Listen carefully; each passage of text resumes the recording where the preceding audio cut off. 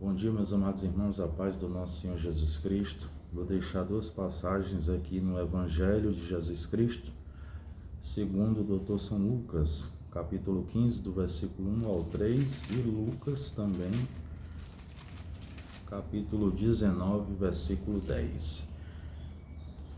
Capítulo 15, versículo 1 ao 3, a epígrafe do texto: Jesus profere a parábola das ovelhas perdidas. Vamos à leitura do texto sagrado. E chegavam-se a ele todos os publicanos e pecadores para o ouvir. E os fariseus e os escribas murmuravam, dizendo: Este recebe pecadores e come com eles. E ele lhes propôs esta parábola, dizendo, versículo 4: Este homem dentre vós, tendo 100 ovelhas, e perdendo uma delas, não deixa no deserto as 99, não vai após a perdida até que venha achá-la? Agora vamos aqui para Lucas capítulo 19, verso 10. Porque o Filho do Homem veio para buscar e salvar o que se havia perdido. Meus amados irmãos, Jesus usou mais de 49 parábolas para pregar o reino de Deus no seu ministério, que foi cerca de 3 anos e meio, ensinando, pregando, fazendo a obra, discipulando os discípulos, operando sinais, prodígios e maravilhas, curando enfermos, expulsando demônios. Então, o que é uma parábola? Parábola é uma figura de linguagem, uma alegoria. Ela é simples, objetiva e que fala das verdades do cotidiano, digamos, eu vou chamar de um espelho da realidade a qual aquela parábola está relatando, ou seja, uma analogia. No Evangelho de Jesus Cristo, segundo escreveu o Dr. São Lucas, ele era um médico, historiador e evangelista. Ele também escreveu o livro de Atos dos Apóstolos. Ele era o único gentil, que ele não andou com Jesus, mas ele escreveu o Evangelho de Cristo, pois ele era um historiador, médico e evangelista. Ele era um médico grego. Esta mensagem, a central dessa mensagem, ela está em Lucas, capítulo 19, versículo 10. Ou seja, Deus resgata o que veio, aquilo que se estava perdido, e o que ele veio para fazer o quê? Para resgatar o que se havia perdido, para restaurar, para dar vida e vida em abundância. 3 passagens aqui, 3 parábolas contida aqui no capítulo 15 de Lucas. A parábola da ovelha perdida, que foi esse texto sagrado que eu li, a parábola do filho pródigo e a parábola da dracma perdida. Ou seja, diversas parábolas Jesus usou para repassar, ensinar e apregoar o Evangelho. Uma figura de linguagem muito usada por Jesus Cristo. Jesus também usava muito do aramaico. Jesus falava muito o aramaico. Louvado seja Deus. Só uma observação. O primeiro gênero desta passagem, a qual eu estou querendo repassar para vocês, é a inauguração do ministério do templo de Deus. O segundo gênero é a consumação do reino de Deus. O terceiro ponto, a qual devemos destacar, é a característica do reino de Deus. Deus não veio para julgar os seus. Ele ainda está advogando a vossa causa. Ele fez um favor imerecido por mim e por você na cruz do Calvário, ou seja, a graça. Ele verteu seu sangue no madeiro por mim e por você. Ele teve uma lança transpassada, colocaram uma coroa de espinhos no nosso Senhor Jesus Cristo. Ele recebeu uma quarentena de açoites. Louvado seja Deus. Ele passou pela via dolorosa, colocaram um homem de Cirene, um sirineu, para ajudar Jesus a carregar a cruz. Soltaram Barrabás, o povo disse: solta Barrabás e crucifica o nosso Senhor Jesus, mas ele ressuscitou e vos deixou um Espírito Santo de Deus, nosso Consolador, nosso Mediador, nosso socorro bem presente na hora da angústia, nosso intercessor. Ele intercede por mim e por você com gemidos inexprimíveis. Os fariseus e os escribas naquela época, eles acusavam Jesus por ter acesso aos pecadores e aos publicanos, por comer com os publicanos, por assentar à mesa com os publicanos, com os pecadores, por não fazer acepção de pessoas. Jesus não faz acepção de pessoas. E os fariseus, a seita dos fariseus e dos escribas, que eram religiosos da época, os doutores da lei, eles acusavam Jesus disso, né?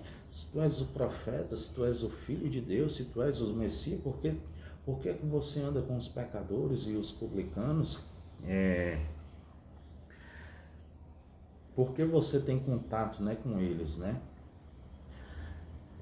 Então, os fariseus e os escribas, né, que eram os religiosos da época, tinha esse argumento, né, e perseguiam Jesus e acusavam nosso Senhor Jesus Cristo. Já os publicanos e os pecadores, os fariseus, os religiosos, né, eles diziam que este tipo de pessoa, eles estavam longe de Deus, eles não agradavam a Deus, os fariseus e os escribas, eles subjugavam os publicanos e os pecadores que viviam à margem da sociedade, que eram menosprezados, que eram subjugados, que eram esquecidos. Mas Deus não veio para os sãos, mas sim para os enfermos, para os doentes. Ele veio resgatar aquele que se havia perdido, como eu li aqui no capítulo 15 de Lucas, veio a parábola, né, da ovelha perdida. Ele veio resgatar, restaurar, restituir, revivificar, mudar a história, dar libertação ao cativo. Então é isso, meus amados irmãos. Os publicanos e os fariseus, eles tinham essa perseguição para com o nosso Senhor Jesus Cristo. Veja bem, quando Jesus Cristo disse que ia à casa de Zaqueu, né? E Zaqueu restituiu tudo aquilo que ele havia defraudado, né? E Jesus disse, verdadeiramente essa casa teve salvação, né? Veja também aquele centurião, né? A fé daquele homem, né? Que tinha sobre o comando dele 100 soldados, né, romanos, né, e Jesus curou o criado do centurião, né, e Jesus disse que não viu tanta fé em Israel, em Jerusalém, como a fé do centurião. Veja bem, né, para você ver como Jesus faz. Jesus, ele trabalha de uma forma diferente a qual a lei natural da vida requer, né? Jesus curou Maria Madalena, né? Maria Madalena, cometida por espíritos imundos, teve sua libertação para a honra e a glória do Senhor Jesus Cristo e foi ajudadora do ministério do nosso Senhor Jesus Cristo, né? Também Levi, né, que era um publicano, um cobrador de impostos, né, se tornou discípulo de Jesus, evangelista e apóstolo, né? Mateus teve seu nome mudado para Mateus. Então Jesus pega aquilo que não é, pega aquilo que é desprezível aos olhos da sociedade e faz ele assentar-se ao meio a príncipes, né? Restaura, dá uma nova vida, né? Jesus faz isso, ele opera sinais, prodígios e maravilhas em nosso meio. Então que possamos refletir que Jesus veio para mudar a história daqueles que buscam verdadeiramente adorar a Deus em espírito e em verdade. Vamos aqui prosseguindo, né? Verdades vindas da parte de Deus, meus amados irmãos. Todos nós que estamos perdidos diante de Deus, né? Por quê? Enquanto eu e você, não reconhecermos os nossos pecados, as nossas transgressões, não confessarmos os nossos pecados, pois aquele que encobre as transgressões jamais alcançará a misericórdia de Deus. Deixar os pecados, ou seja, se converter verdadeiramente a Cristo, não vamos alcançar o perdão de Deus, mas quando nós verdadeiramente buscamos a Deus, se arrependemos de nossos pecados, dos nossos erros, das nossas falhas, bem sabemos, meus amados irmãos, que a própria Sagradas Escrituras vos relata que todos nós pecamos e fomos destituídos da glória de Deus, mas pela misericórdia de Deus, pela graça de Deus, quando nós se convertemos, se redimimos de nossos pecados, pedimos perdão a Deus, Deus é fiel e Ele nos perdoa e Ele transforma a minha e a sua vida em uma vida cheia de júbilo, gozo, paz, cheio de harmonia para com Deus, comunhão para com o nosso Deus, e Ele transforma aquilo que era desprezível, que vivia às margens da lei, Ele transforma numa nova criatura, num novo homem, num novo ser, num novo cidadão, e Ele traz tudo, de maravilhoso vindo da parte de Deus, Então é isso. Vamos aqui mais adiante, mas pela graça e pela misericórdia de Deus, Deus, pela sua rica bondade e misericórdia para com o ser humano, Ele restitui, Ele transforma, Ele revigora, Ele derrama do seu bálsamo, do seu azeite, da sua bondade e da sua misericórdia para com aqueles que adoram a Deus em espírito e em verdade e se arrepende dos pecados, das transgressões, das falhas, das iniquidades, das concupiscências e restaura o homem verdadeiramente, porque Deus, Ele é o mesmo ontem e hoje para todo sempre, e Deus, Ele é misericordioso para conosco e Ele sabe todo o nosso ser, porque Deus é onisciente, onipotente e onipresente, Ele sabe todas as coisas, Ele pode todas as coisas e Ele está em todo lugar. Busque a Deus, vamos buscar a Deus, adorar a Deus em espírito, em verdade, render graças ao nosso Deus, agradecer a Deus pela dádiva da vida, pelo dom da vida, buscar a Deus, pedir, dar-se-vos-á, que Deus possa nos transformar, nos restaurar poderosamente em todas as áreas da nossa vida, no nosso caráter, na nossa integridade moral, na nossa espiritualidade, na nossa saúde física, mental e espiritual, no nosso seio familiar, no nosso convívio na sociedade, transformar, restaurar, fazer uma nova criatura. Eis que as coisas velhas se passaram, eis que tudo se fez novo.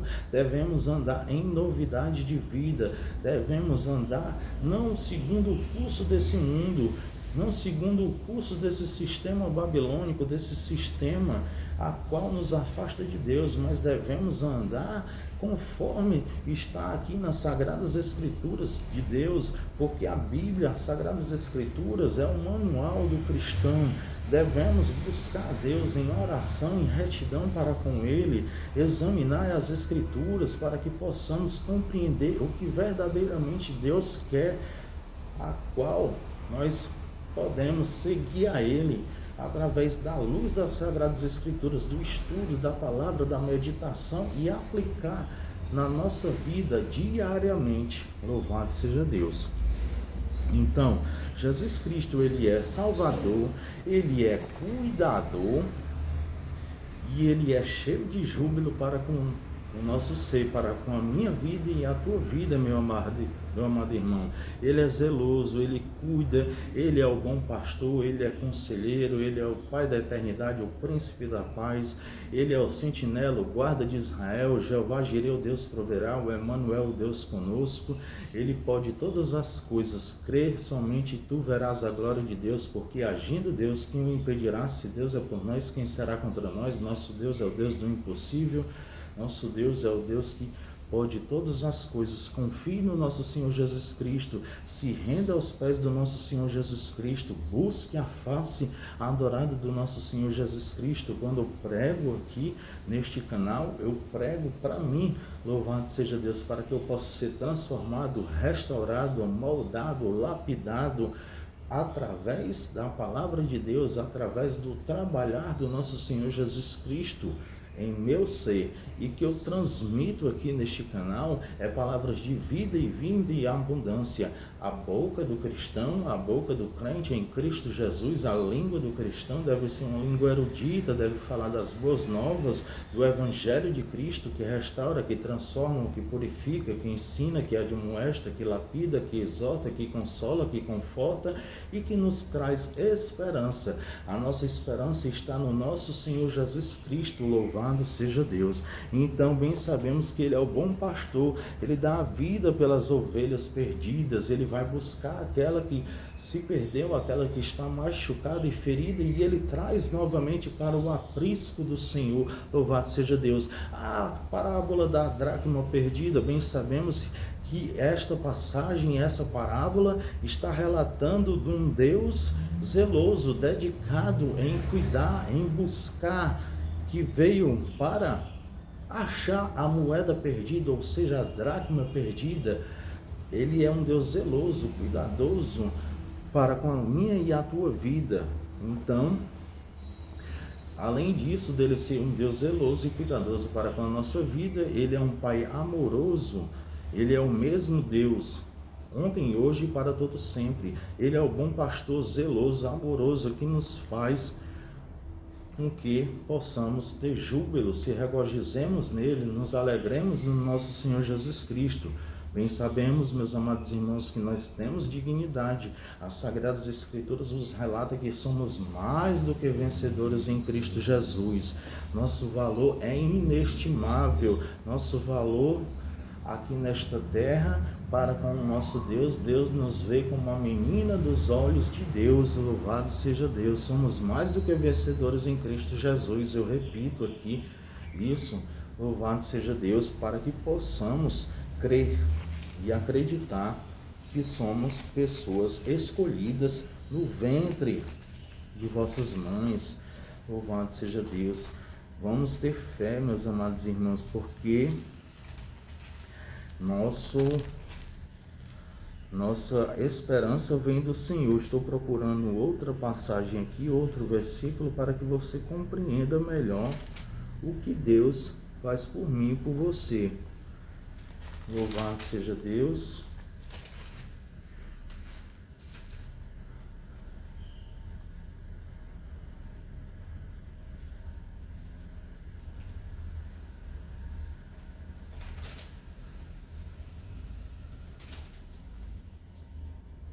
Glória a Deus, aleluia.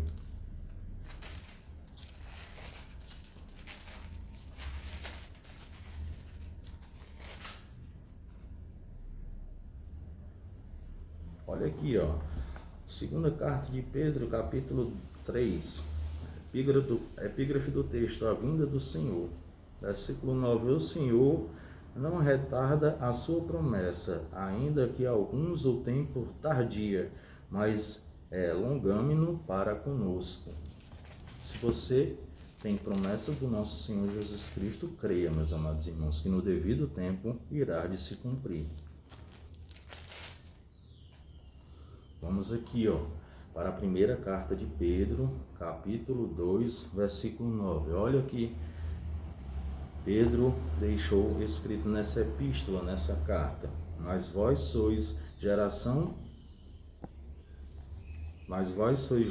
eleita, sacerdócio real, nação santa e povo adquirido, para que anuncieis as virtudes daquele que vos chamou das trevas para a sua maravilhosa luz. Então, meus amados irmãos, vamos ser obedientes ao nosso Senhor Jesus Cristo, seus mandamentos, seus estatutos, suas ordenanças, seus decretos, para que possamos ter dias de gozo, de alegria para com o nosso Deus. E sempre agradecendo a Deus, louvado seja Deus. Aqui, ó, eu gosto muito de citar essa passagem bíblica, ó, Carta aos Hebreus, capítulo 11, a natureza da fé e o exemplo da fé tirados do Antigo Testamento, versículo 1 ao 3. Ora, a fé é o firme fundamento das coisas que se esperam e a prova das coisas que não se veem, porque por ela os antigos alcançaram testemunho. Pela fé, entendemos que os mundos, pela palavra de Deus, foram criados de maneira que aquilo que se não foi feito do que é aparente. Louvado seja Deus. A fé é um dom, meus amados irmãos. Devemos sempre ter fé. A fé, ela nos ajuda em tudo. Eu gosto muito da Bíblia de estudo, a aplicação pessoal. Acho que foi a minha terceira Bíblia de estudo. A primeira foi uma Thompson, a segunda foi uma Shed. Tive também uma Dake. E agora também eu comprei novamente a Shed, porque a minha já estava bastante antiga, bem, acho que eu vou doá-la para alguma pessoa. E tenho diversas bíblias de estudo, meu irmão, eu gosto muito de bíblia de estudo. Eu tenho a Bíblia do Pregador Pentecostal, tradução NAA, tenho a Bíblia de estudo NAA, tenho a King James, tradução 1611, estudo Roma. Tem uma Bíblia de Estudos Proféticos, Jeffrey, que também é uma BKJ 1611. Tem uma NVI, tem uma NVT, tem uma Bíblia de Estudo de Genebra, tem a Bíblia do Expositor e tem mais 2 ou 3 Bíblias aí que eu não estou recordando no momento. Muito bom as Bíblias de estudo. Tem uma Bíblia também de estudo de John Wesley, muito boa também. Então, meus amados irmãos, essa é a minha reflexão para o dia de hoje, que possamos ter um dia abençoado na santa e gloriosa presença do nosso Senhor Jesus Cristo, ricas bênçãos espirituais e materiais na minha e na sua vida, pelo poderoso nome de Jesus. Creia, meus amados irmãos, que as portas do inferno não vão prevalecer contra a igreja do Senhor, e a igreja somos nós, o corpo de Cristo. Jesus é o cabeça. Breve Jesus virá arrebatar a noiva ataviada do Cordeiro. Nós vamos morar na mansão celestial, ruas de ouro, mar de cristal, muro de jaspe. Vai estar a árvore da vida, vai estar os 12 anciões, vai estar os mártires da fé e os profetas, todos aqueles que deixaram o seu legado aqui nesta terra e falaram do reino de Deus aqui nesta terra. E vos deixou uma esperança, e a nossa esperança vem do Senhor. A nossa morada não é aqui, estamos aqui somente de passagem, somos peregrinos nessa terra. Breve nós vamos morar na Nova Jerusalém. Creia, meus amados irmãos, acredite no arrebatamento, acredite, meus amados irmãos, na mensagem da cruz, acredite no Cristo ressurreto. Louvado seja Deus, e agradeça sempre a Deus, pois Deus, Ele é rico e misericordioso para com minha e a tua vida, em nome de Jesus. Forte abraço, a paz do Senhor.